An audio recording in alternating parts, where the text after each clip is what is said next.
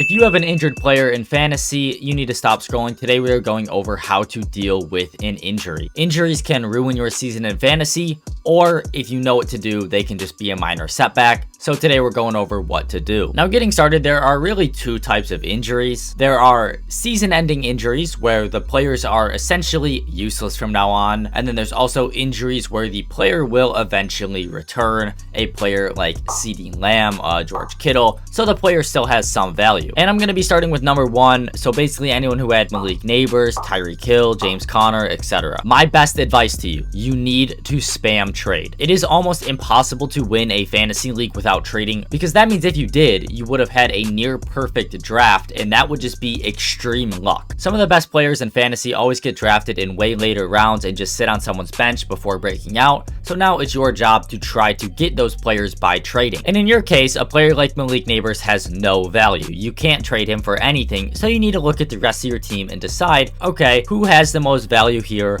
or enough value to trade for someone. Now you want to target buy low players who you don't have to give up a lot to get, partially because you can't give up a lot to get them considering the fact that you just lost a starter. But you want to go for buy low guys with a lot of upside. And to help you guys get started and give you guys a little bit of a baseline, I'm just going to fire off some names here for buy low guys that I like. Feel free to do your own research on these guys, but this can just be kind of just a starting point for any of you guys. Woody Marks, Chris Godwin, Ladd McConkey, Chris Olave, Cam Skattebo, Brian Thomas Jr., Wan'Dale Robinson, Darius Slayton, Jalen Waddle, Malik Washington, Quinshon Judkins, Amari DiMercado, Jerry Jeudy now with a new QB. And yeah, anyways, you get the idea. There's just a couple to maybe get you started in the right direction. And now you just keep trading until you can get these guys. Hopefully they start going off for you. And then if they do start going off, you can either choose to keep them on your team because they're going off, or you can choose to sell them for much more than you bought them for. And understand that it's going to take some time before you can really get your team back to potentially where it was. I mean, you're basically trying to replace a starter on your team from thin air. But in my opinion, this is the best way to do that. And now for players with injuries who will eventually return, like CeeDee Lamb or George Kittle. This is going to be a little different every time, depending on how long the player is out for.